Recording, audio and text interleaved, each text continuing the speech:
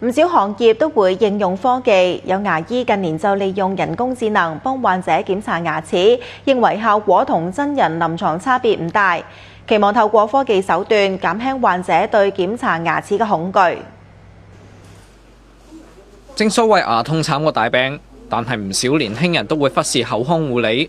有團體就邀請香港嘅牙醫去到本澳嘅學校為學生檢查牙齒。本身有冇一個檢查牙齒嘅習慣嘅？冇。即係平日自己對口腔護理有冇關注？有會用牙線咯，會用牙線同埋早晚都會刷。之前冇乜點留意咯，即係為刷而刷咯，冇掌握到正確嘅方法咯。有牙醫希望借住今次活動推廣口腔護理嘅方法，又提到現時會利用人工智能輔助檢查牙齒，只要將患者口腔嘅照片上傳到人工智能工具，就能夠分析到口腔存在嘅問題，透過科技手段減輕患者對檢查牙齒嘅恐懼。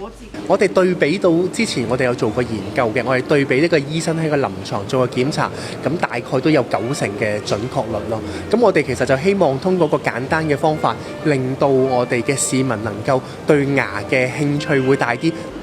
主辦方之一嘅澳門獅子會話，希望透過活動令到更多年輕人重視保護牙齒。